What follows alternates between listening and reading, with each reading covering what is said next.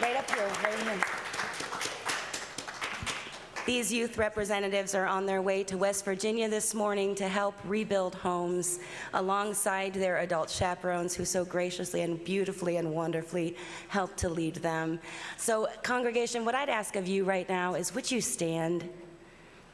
Let's surround these young people with our love and our support. And youth and chaperones, would you look around at the people surrounding you right now? Just know that we love you, we hold you, and we are with you every step of the way, and we cannot wait for you to return and tell us all about it. Thank you for doing the work of Unitarian Universalism this week. Congratulations.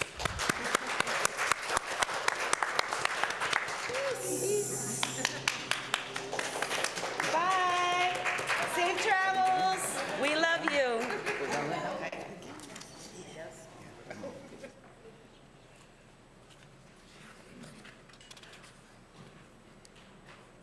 All right, welcome to this special morning to the Unitarian Universalist Church of Kent.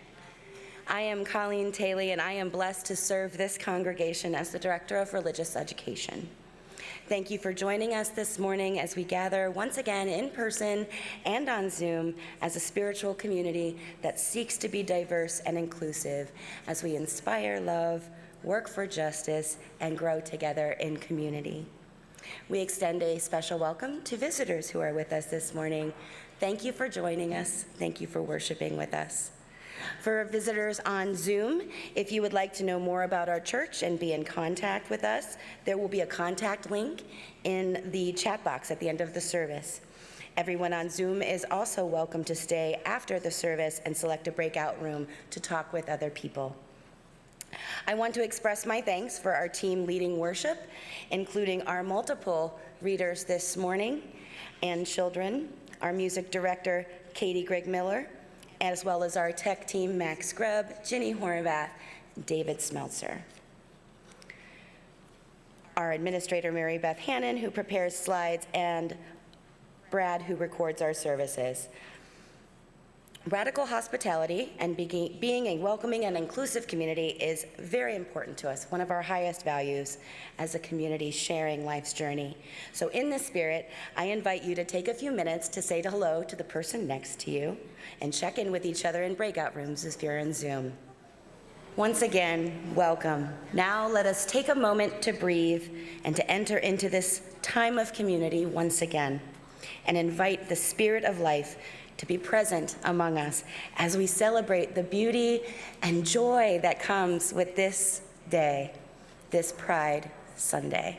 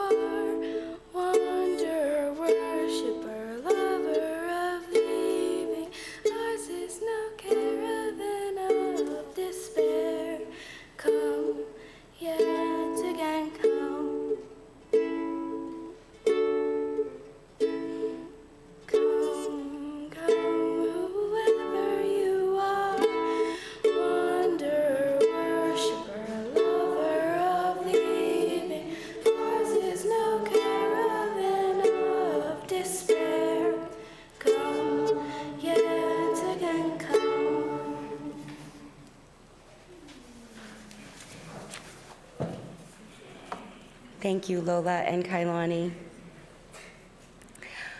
Our call to worship this morning is in the form of a poem by Sharon Wiley entitled Wholeness.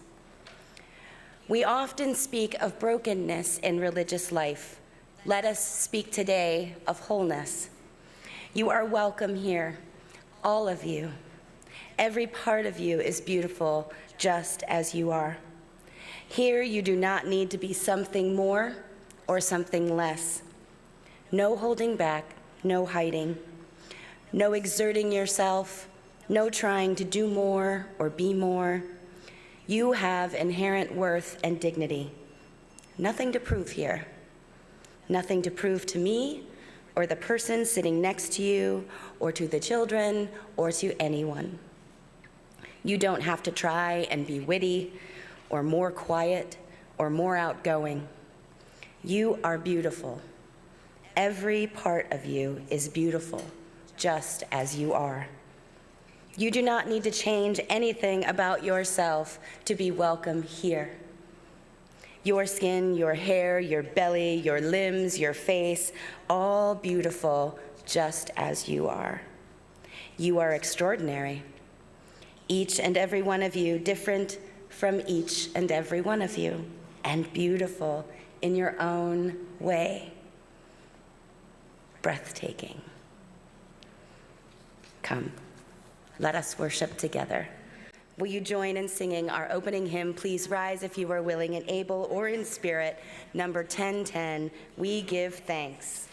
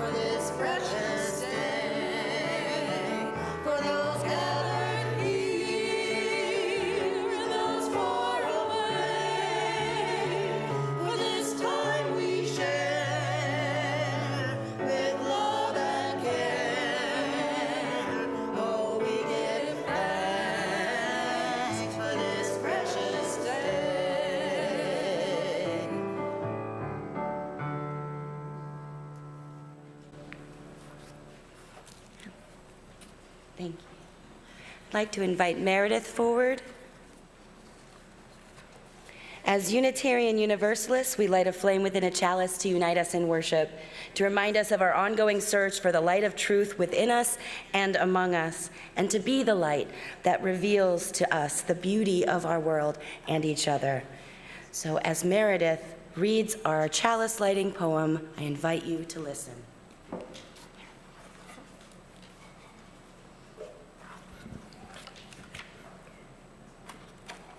We light this flame to ignite our hearts and minds, to the spark of knowledge that enlightens, the shimmering hope that burns, the blazing love that engulfs our actions, the bonfire of our commitment. We light this flame for those who celebrate themselves, who fear, who hope, who persevere, who stand on the side of love for all. We light this flame to renew our commitment that no one shall ever again suffer for the right to love. We light this flame to celebrate our kaleidoscope of diversity, working, loving, and living on the side of love. For this, we light this flame. As Meredith lights our shared chalice, we invite you to light your home chalice. All right. As one of the best gifts that we can give ourselves in these busy and challenging times is the chance to care for one another, for our spiritual lives and our emotional lives. Each week we create a time of shared stillness for prayer, reflection, gratitude, meditation, or simply just being still. Or take time to reflect on life and reconnect with the sacred mystery that is at the very heart of life itself. Let's enter into stillness for a few minutes.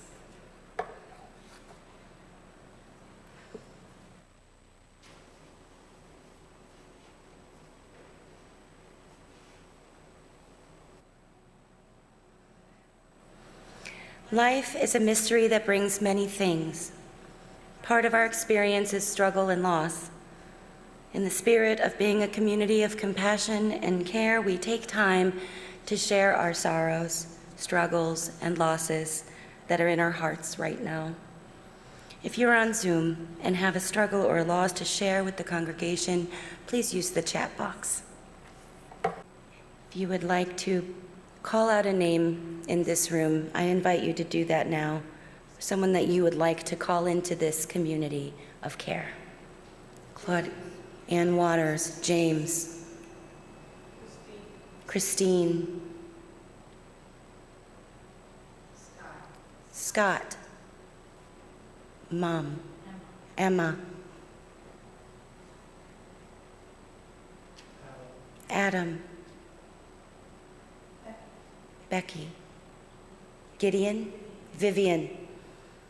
For those names that have been spoken aloud and those that we still hold in the silent sanctuary of our hearts, we hold you, we hold them, we hold all of us.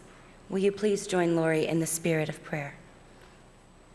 This past Friday night, my wife and I attended a Pride Shabbat at Oav Beth Shalom Temple in Youngstown, and they shared this reading, and when I heard it, I knew I had to share it with you. This is by David Yedid. A blessing for my LGBTQ ancestors. You who fought for love. You who prayed to the same God I do. You who insisted on your dignity even when the world said you had none. You who died of AIDS while fighting for a cure so that people like me may live. You who were shot in a massacre while on a dance floor. You who could not come out and held your secret until your dying day. You who were insulted, shamed, beaten, and brutalized, yet kept walking. You who contributed your fierceness, your originality, your art, and your voice to the world. I walk in your memory.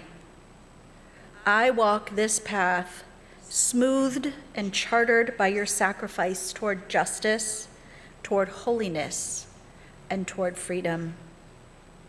Amen. How could anyone ever tell you you were anything less than beautiful? How could anyone ever tell you you were less than whole? How could anyone fail to notice that your loving is a miracle? How deeply you're connected to my soul. How could anyone ever tell you you were anything less than beautiful? How could anyone ever tell you you were less than whole? How could anyone fail to notice that your loving is a miracle? How deeply you're connected to my soul. How deeply you're connected to my soul.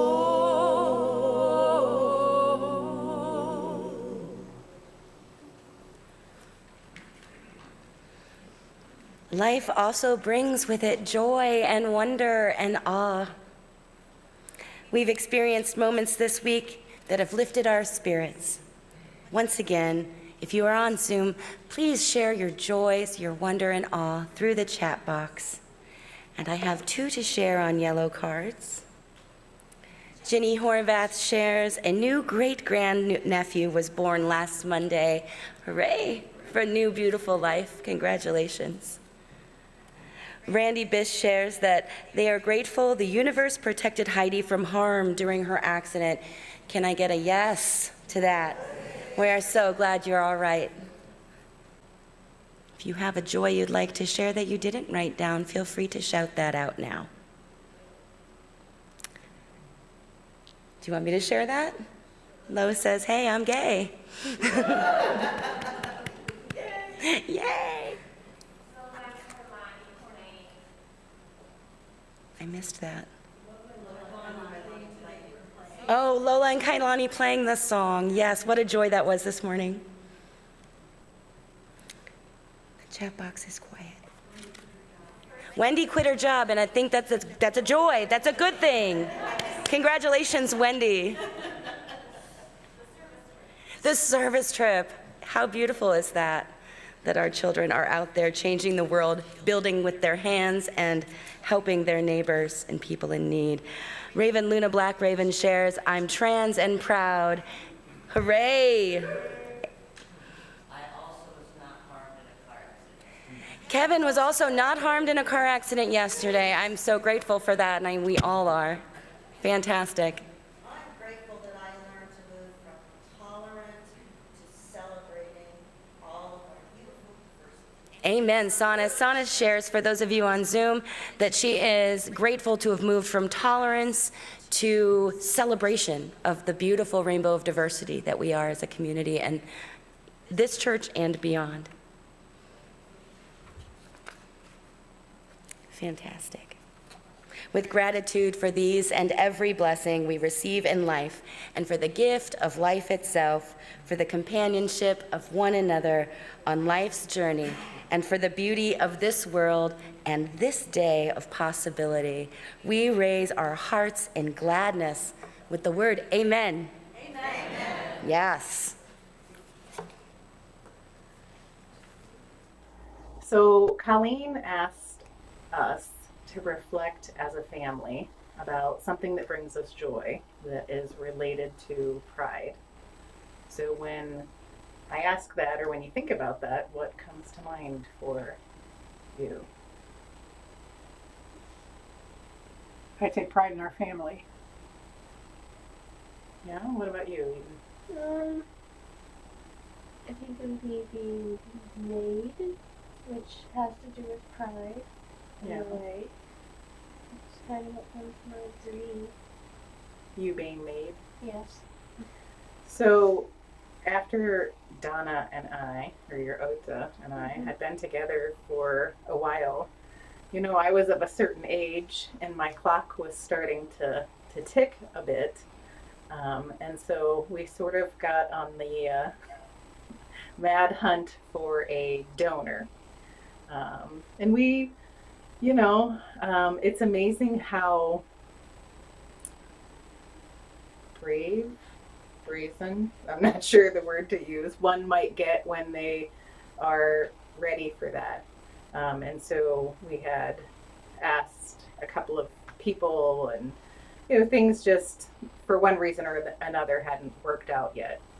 And so I was heading to a counseling conference in California, and I met someone there through a mutual friend, and I didn't really know him all that well, but I knew that he was good looking, an athlete, super smart, a counselor, and had similar interests to us because I was there presenting, and you know, he was there presenting, I think, on something sort of like queer community related.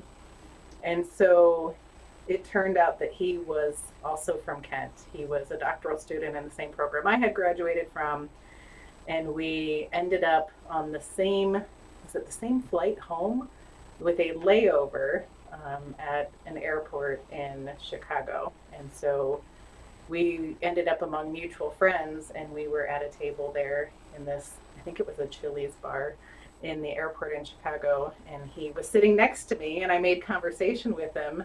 And like I said, I was really in this stage of life where I didn't hold back on just being like, hey, nice to meet you. Looks like we have similar interests. Have you ever thought about being a sperm donor?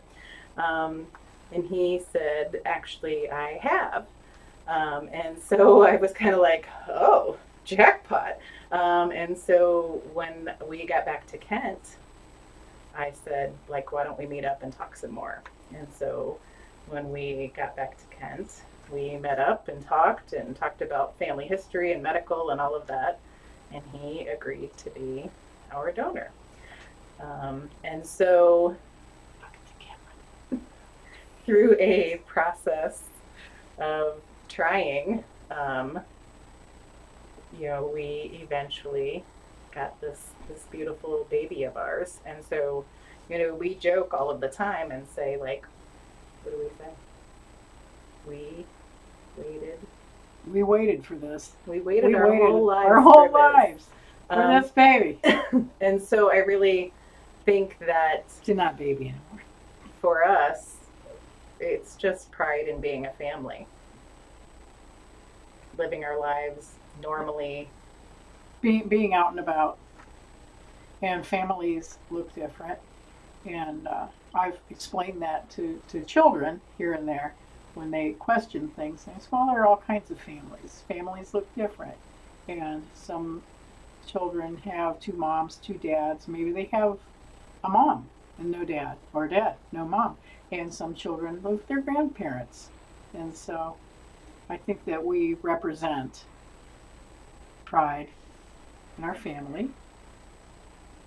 And just like living normal life, Yeah. showing up. We're the same as anyone else. We work and we pay our bills. Showing up for, classroom parties and Girl Scout campouts, and just, I think that I like to think that just living our boring little middle class suburban life in Kent, Ohio, that we just show other queer people like that you can have a family, you can have kids, you can be parents, you can participate in your kid's school. Pride and visibility, Yeah. with visibility. Yeah. And so then the other beautiful thing that kind of happened to expand our family, so to speak, is that eventually our donor got married to a really, really wonderful woman. And they have had 2 babies together. In fact, we just went up and stayed with their younger son, who is about 16 months old. So he's Like 1.5. Yeah. And while they were at the hospital having Eden's little half sister. And so, the other part of this is that there are all kinds of families, like Donna said. And so they have given Eden something that we couldn't give her, which is siblings. And so we kind of have this extended, beautiful family of these wonderful people that just that day in the airport turned out to be, I don't know, really good luck, fate. We really got lucky.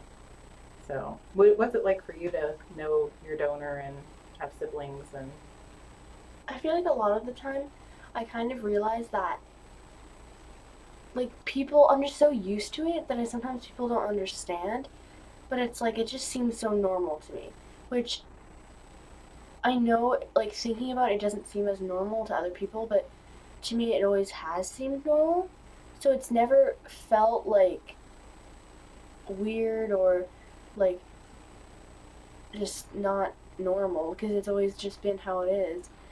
And I feel like having siblings that are younger than me, and I just like that I have like a family that's like, there's people in the world that share my blood, which of course family's not only about blood, but it is nice to have the thought of that there's some people in the world that have the same blood as you. someday when we're not here, that you'll still have them. Yeah. So that's kind of nice. Is there anything else that you would add? Bodhi has something to add, clearly. Barking dog. This is our joy, our little family, our dog, our extended family, and this life that we waited our whole lives for. That's all. That's all. Bye. Bye.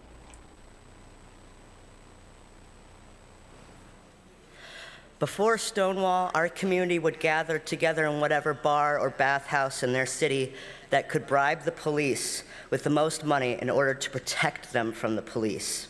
Same-sex dancing and cross-dressing were both prohibited by law, and police would perform random raids to beat and imprison anyone who was perceived of as being gay or gender nonconforming. Many brave people fought against this brutality and injustice in their time, but since June 28, 1969, we have been marching proudly, standing on the side of love each year as we commemorate the infamous Stonewall Rebellion, begun by queer, gender nonconforming, and transgender women of color. 23-year-old Marsha P. Johnson, 17-year-old Sylvia Rivera, and 48-year-old Stormy DeLarvery, who put their bodies on the line and who used violence only when necessary to rise up against their oppressors. But today, I want to take a look at Marsha P. Johnson's joy. In almost every picture I can find of Marsha, she is smiling, not a fake smile for the camera, but a genuinely happy and content smile. She wore many colors, red high heels, shimmering robes and dresses, jewelry, bright wigs, plastic flowers, and fruit in her hair. She exclaimed that the initial P stood for Pay It No Mind.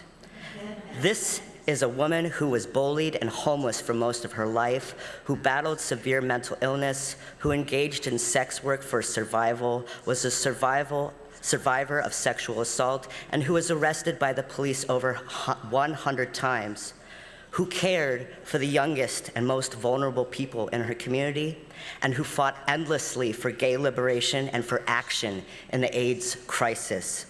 Susan Stryker, an associate professor of gender and women's studies at the University of Arizona, said Marsha P. Johnson could be perceived as the most marginalized of people, Black, queer, gender nonconforming, poor. You might expect a person in such a position to be fragile, brutalized, beaten down. Instead, Marsha had this joie de vivre, a capacity to find joy in a world of suffering. She channeled it into political action and did it with a kind of fierceness, grace, and whimsy, with a loopy, absurdist reaction to it all. Shortly after the rebellion, she helped start Street Transvestite Action Revolutionaries, STAR, to advocate for young queer and trans people. Her goal, to see gay people liberated and free and to have equal rights that other people have in America, with her gay brothers and sisters out of jail and on the streets again.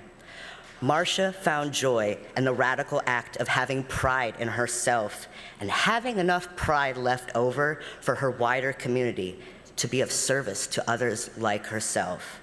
This year for Pride, with whatever means you feel called to liberate Two-Spirit and LGBTQIA+ people, consider finding ways you can support queer, gender nonconforming, and transgender women of color, their activism, their art, and their joys. And if someone dares try to take your pride, your joy, Marsha reminds us, pay it no mind. It's been almost 2 years since I told my mom that I am gay. She was happy for me and I felt safe. A few months later, I realized that I am non-binary and that my pronouns are they and them. My mom was happy for me when I came out, and I'm proud to have a mom like her. I have been supported, accepted, and loved by family, friends, and this church too. That is so important for queer kids to have, and I have that. Last summer, my mom took me and my friend Kailani to Akron Pride. When she first told me about it, I didn't know what to expect. Was it just a parade like the 4th of July? How many people would be there? What would we even do? I was excited, but also a little unsure. But when we got there and walked down out of the parking garage in a steep hill, at the bottom of the hill, the street opened up and I couldn't believe my eyes. There were thousands of people and they were happy and joyful and laughing and singing and dancing. They were being who they are. There was every pride flag waving in so many colors. I realized that our community is way bigger than I thought it was. And I got to see my first drag show. It was amazing. During the show, a drag queen began to sing the song Diamonds by Rihanna. If you don't know the song, the lyrics say, "So shine bright tonight, you and I, we're beautiful like diamonds in the sky. Eye to eye, so alive, we're beautiful like diamonds in the sky. Shine bright like a diamond, shine bright like a diamond, shine bright like a diamond. We're beautiful like diamonds in the sky." I watched and listened as thousands of people sang along to the song together, including me. It was awesome. All of those people singing together at once shows that our community is beautiful, and it was something I will never forget.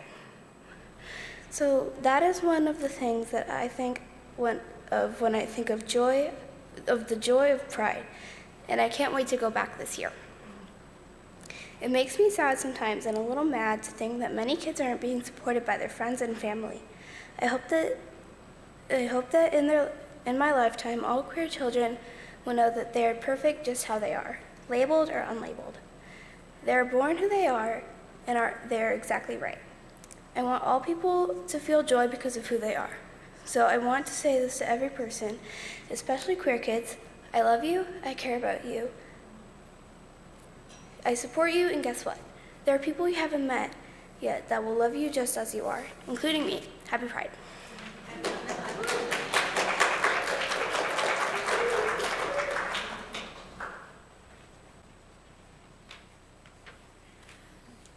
That was a tough act to follow.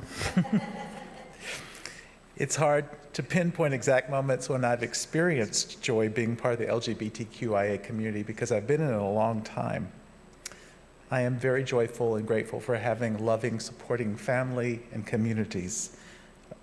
When I first met my now husband, Jim, almost 40 years ago, I called my dad back home in North Carolina to share that I was very serious about someone and that we were moving in together and that he was a man, and he was black, and he was from New York.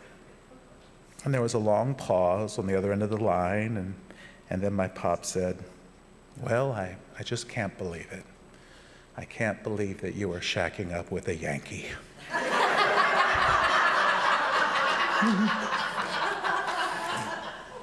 So I share that because that's the sort of joyful community that I was raised in, and I echo what's been shared today.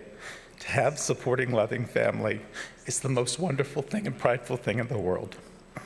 I always feel joyous at weddings, especially at same-sex and non-binary and gender non-conforming weddings I've attended for family and friends and former students over the years. Seeing two people enter the bonds of legally filing jointly is one of the greatest joys in my life. And dancing. I've never been to a wedding or a same-sex wedding without cutting a rug and dancing. Dancing at weddings gives me incredible joy. Most recently, the joy I felt at Pride in Cleveland last week has me thinking about this morning. It's been referenced before, the joy of attending Pride and what that does. But working last week, I worked the Kent State alumni booth, and so I got to do a lot of people watching, which is my favorite pastime. And I was so joy-filled to see so many families attending Pride together, something I didn't experience when I first started attending back in the 80s. To see cisgendered couples with their children, multi-generational families, current students, former students, grandparents, colleagues, UUs, all waving flags and openly enjoying and celebrating the presence of diversity gives me incredible joy. My godfather was a closeted gay man. And back then in the early 60s in the South, I recall my mother being concerned for him. He was a dear friend of hers because, as she put it, homosexuals live such sad lives. Well, he was kind of a tragic person, and he drifted out of our lives and out of our society by the time I was 8 or so, and I never know what happened to him. And I think of him all the time. And I think of all the legal and social progress that has been made in my lifetime and since his lifetime, and the progress that is in store that's been shared by young people today. That hope is my greatest joy at Pride, that we are not where we are, but we're much further along this rainbow path, and we know there's much more to do together. Happy Pride, everyone.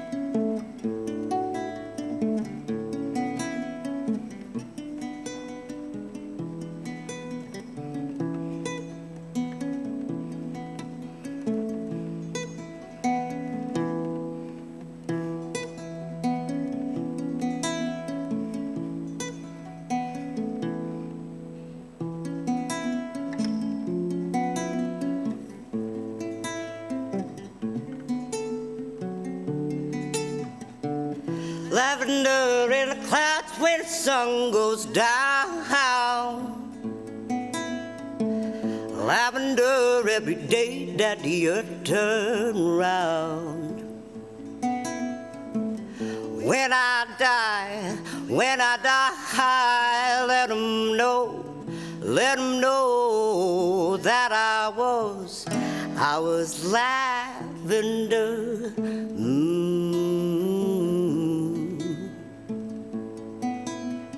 Lavender.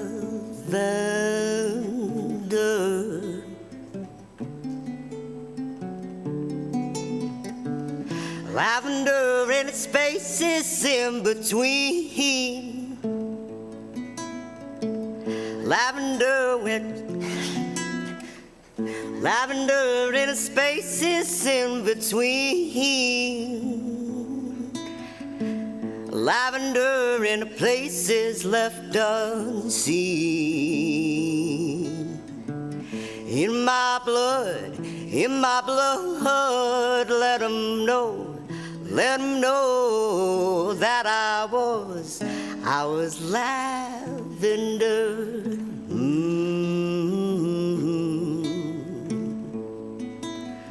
Lavender.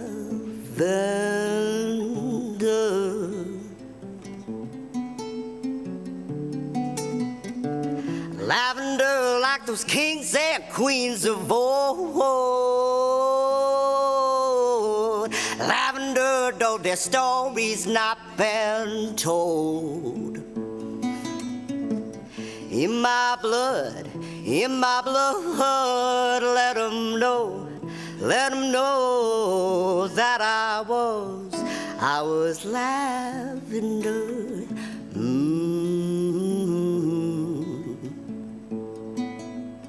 Lavender.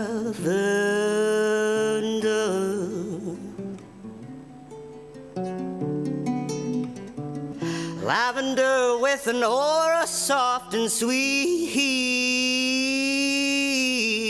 Lavender where two spirits wholly meet. In my soul, let 'em know that I was lavender.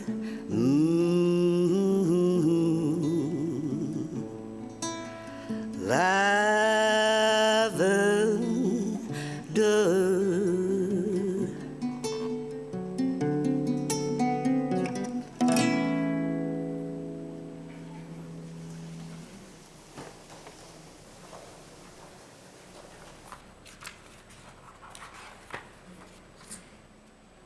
Dear Governor Hutchinson, we are the children of the Unitarian Universalist Church of Kent, Ohio, and we would like to talk to you about how Arkansas still allows the harmful practice of conversion therapy.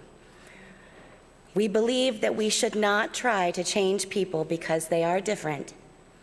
Being different is a good thing because if we were all the same, the world would not be interesting. We demand that you ban the practice of conversion therapy and then try to promote the fact that people are born who they are, and our differences are powerful and make us special, and that is not bad. Our differences should be respected.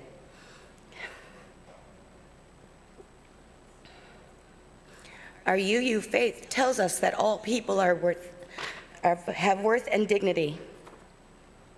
Can you imagine if you went to a counselor and they tried to change who you are?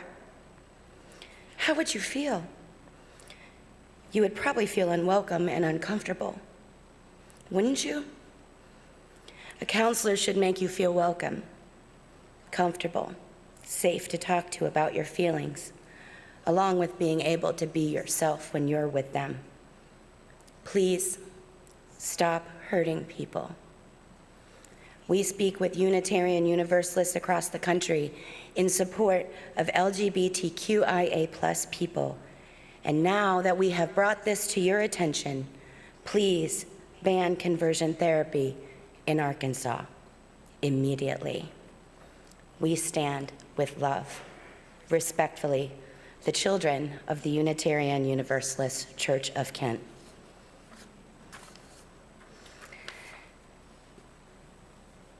My joy this morning comes from these children,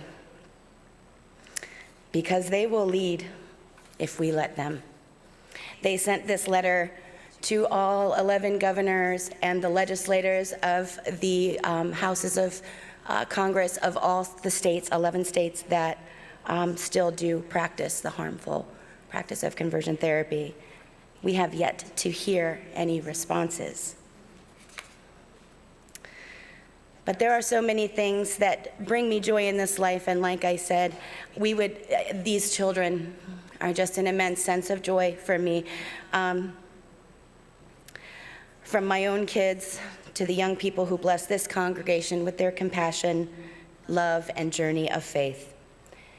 It is always our prayer that in this church, in this community, all who enter know that they have a voice and that their ideas are valued. It is this safe and ever-evolving space where we seek to nurture our children with the goal that they become and feel empowered to live their authentic lives now and to be a voice for the marginalized as they grow. This year, the children and youth decided at their annual meeting that their focus would be to support families and children and youth of the LGBTQIA+ community. And over the course of the year, they learned about the harmful practice of conversion therapy, and from which they decided their letter writing campaign and wrote their letter together. But they also learned about a lot of other things. I've lost my place. In addition to the letter writing campaign, they took time to learn about what it means to be an ally within their own families, among their friends, in their schools, out in the world, and yes, even in this church, because we all make mistakes. I've seen them step up and correct many a grown-up over the last year, including myself, and I'm grateful for that. Through thoughtful discussion and meditation and researching the history of the queer community, they discovered a deeper understanding of the systems of oppression and ways that they can and are already doing the work to dismantle them. They have plans, and those plans will continue to fold over the next months and years. They are working, and they are walking the walk. And that brings me so much joy.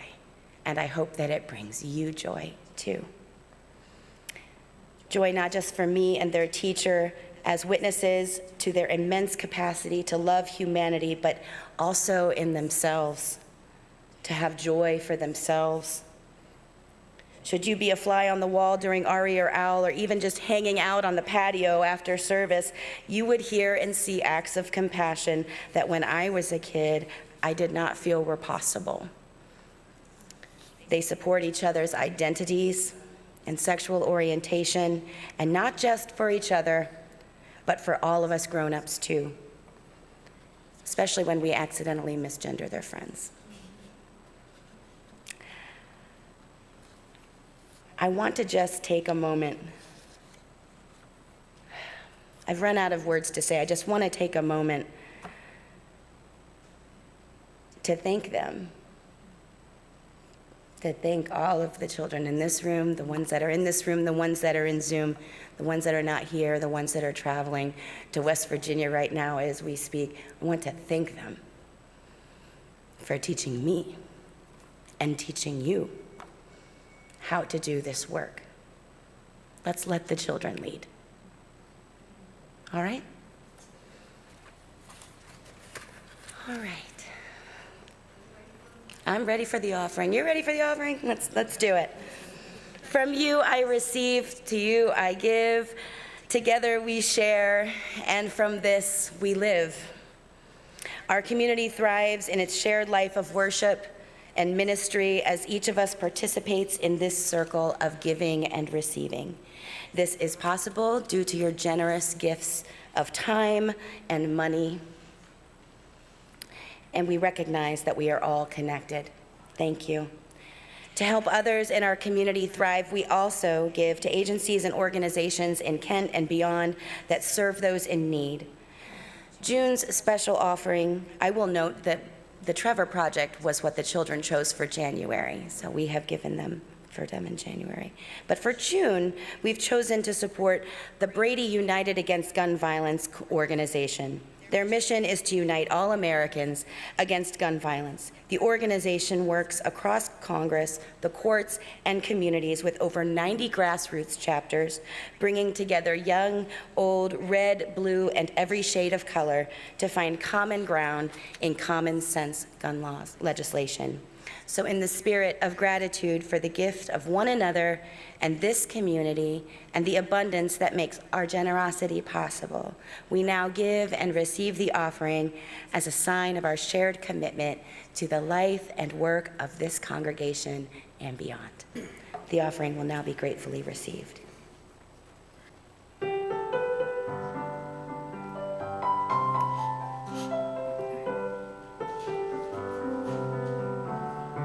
There may not be gold in a pot at the end of the rainbow.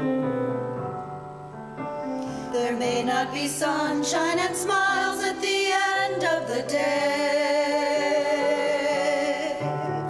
but each one of us,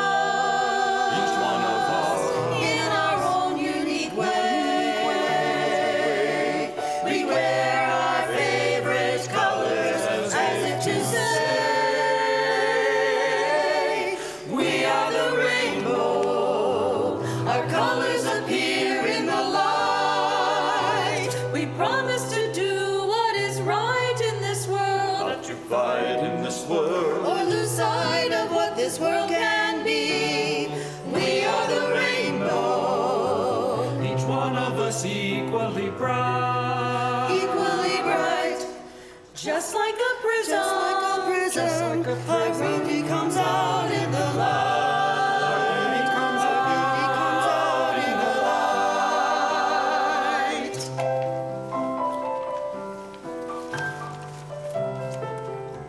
There may not be gold in a pot at the end of the rainbow.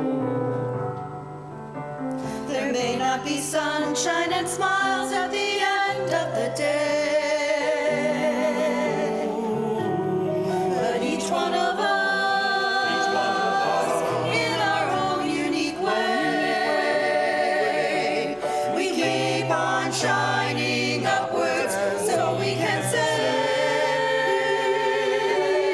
we are the rainbow. Our colors appear in the light. We promise to do what is right in this world, Not to fight in this world. or lose sight of what this world can be. We are the rainbow, Each one of us equally bright. equally bright, proud to be different, valued and loved through and through. Proud to be different, valued and loved through and through.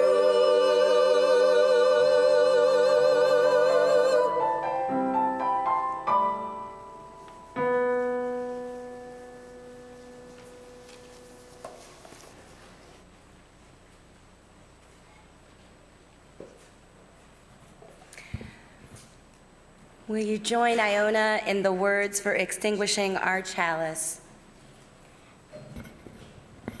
We extinguish this flame, but not the light of truth, the warmth of community, or the fire of commitment. May we carry these in our hearts and minds until we are together again. Please rise and sing our closing hymn. Ours is a simple faith. The words are printed in the order of service and will be on your screen.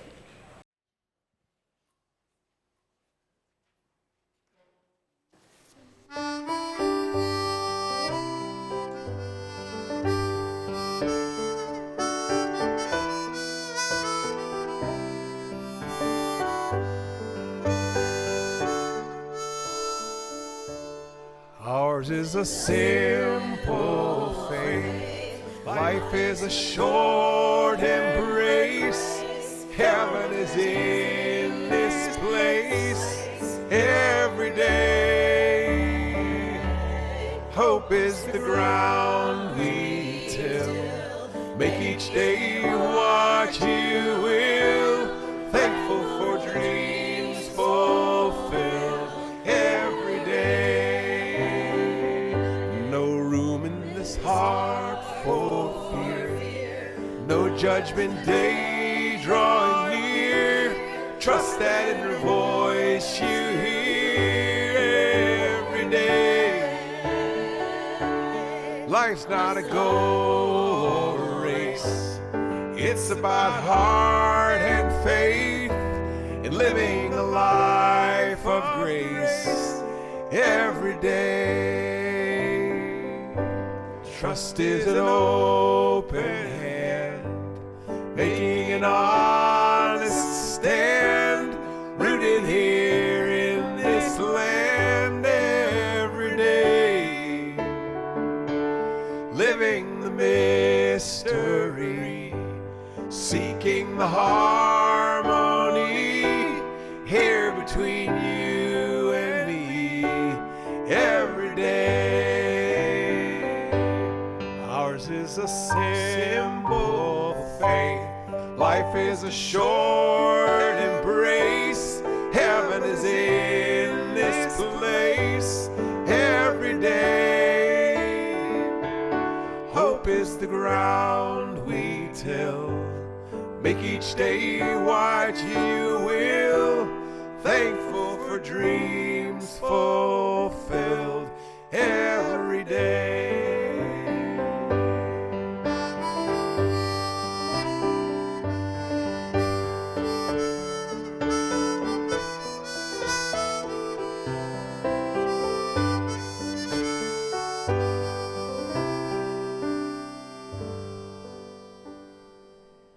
Let us go out into the world and love one another, remembering to honor the many ways that people live and love. True justice flourishes when all people live freely and authentically. Love does not exclude. We are all worthy. May we work to build a world where all people are celebrated and loved. Go in peace. Go make peace. Bless you. Amen.